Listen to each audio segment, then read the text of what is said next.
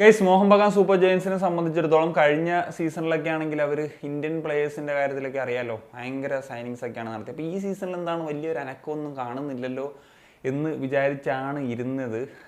എന്നാൽ അവർ ഒതുങ്ങിയതല്ല, അതിനേക്കാൾ ഒരു ഒരു എന്താ ആറ്റം ബോംബ് പൊട്ടിക്കാൻ തന്നെയുള്ളൊരു തീരുമാനത്തിലായിരുന്നു എന്നുള്ളതാണ് അത് മനസ്സിലാക്കേണ്ടത്. കാരണം ഇന്ന് ആണ് വാർത്ത ഇപ്പം വരുന്നത്. ഇപ്പം അപ്പൂയയുമായി ബന്ധപ്പെട്ട ഒരു കാര്യം നിങ്ങൾ ഒരുപക്ഷെ അറിഞ്ഞിട്ടുണ്ടാകും. ഇപ്പം മാർക്കസ് പോലെയുള്ള റിലയബിൾ ആയിട്ടുള്ള ജേർണലിസ്റ്റൊക്കെ ഇതുമായി ബന്ധപ്പെട്ട് ട്വീറ്റൊക്കെ ചെയ്തും കഴിഞ്ഞു. ആക്ച്വലി ഞാൻ ഈ വീഡിയോ ഇടാൻ കുറച്ച് വൈകി കാണും. കാരണം എന്ന് വെച്ച് കഴിഞ്ഞാൽ ഇന്നലത്തെ പോർച്ചുഗൽ മാച്ചും അത് കുറച്ചൊക്കെ കഴിഞ്ഞ് ലേറ്റായിട്ടാണ് ഉറങ്ങിപ്പോൾ. ഇപ്പം ഞാനിന്ന് എഴുന്നേറ്റപ്പോൾ തന്നെ ആദ്യം കണ്ടിട്ടുള്ള ഈ ഒരു ന്യൂസ് എന്ന് പറയുന്നത് ഇതാണ്. സോ അപ്പൂയയുടെ ഒരു വലിയ റിലീസ് ക്ലോസ് ഒക്കെ ഉണ്ട്. അപ്പോൾ അതൊക്കെ അവർ ആക്ടിവേറ്റ് ചെയ്യാൻ റെഡിയാണെന്നും, എന്നാൽ മുംബൈ സിറ്റി FC താരത്തെ വിട്ടുകൊടുക്കാൻ റെഡിയല്ല. പക്ഷേ അപ്പൂയ ഈസ് ഇൻട്രസ്റ്റഡ് ടു ഗോ, എന്താ പറയുക, മോഹൻ ബഗാൻ എന്നുള്ളൊരു പരിപാടിയിലൊക്കെയാണ് നിൽക്കുന്നത് എന്നുള്ളതാണ്. അങ്ങനെയെങ്കിൽ ഇപ്പം ഇന്ത്യൻ ഫുട്ബോളിൽ കണ്ടിട്ടുള്ള ഏറ്റവും വലിയൊരു ട്രാൻസ്ഫർ ഫീ ഒക്കെ നമ്മൾ കാണേണ്ടി വരും. മാത്രമല്ല ഒരു ഇന്ത്യൻ പ്ലെയർക്ക് കിട്ടുന്ന ഏറ്റവും വലിയൊരു സാലറി എന്നുള്ള നിലയിൽ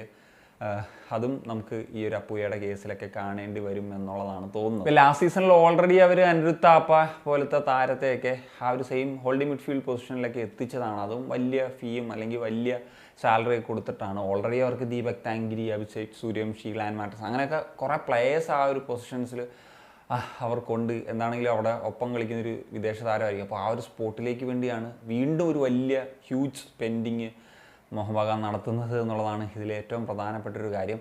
ഇത് പറയുമ്പോൾ ഇനി മറ്റൊരു കാര്യം കൂടി പറയണം.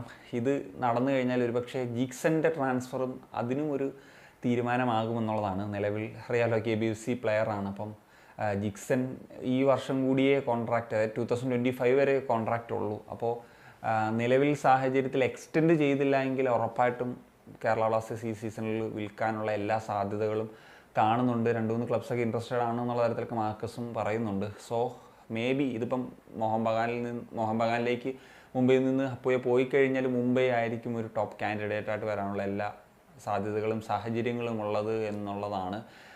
അറിയില്ല, ഇതേവരെ ജിക്സിനെ സംബന്ധിച്ചിടത്തോളം എക്സ്റ്റൻഷൻ വാർത്തകളൊന്നും വന്നിട്ടില്ല.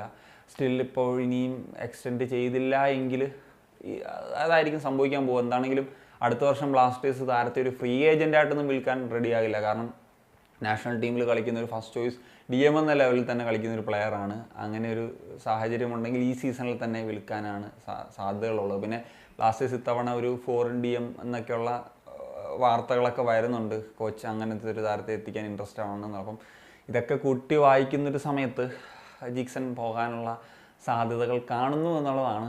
ഇതൊക്കെ ഇപ്പം ഒരു ഫസ്റ്റ് എന്ന നിലയിൽ വന്നതാണ്. എന്തായിരിക്കും ഇനി സംഭവിക്കുക? ജിക്സന്റെ കാര്യത്തിൽ ഇനി കൂടുതലൊക്കെ വാർത്തകൾ വരുമെന്ന് പ്രതീക്ഷിക്കുന്നു. എന്താണ് നിങ്ങളുടെ ഒപ്പീനിയൻ? ഉറപ്പായിട്ടും കമ്പോസ് ചെയ്യുക. സനിയ.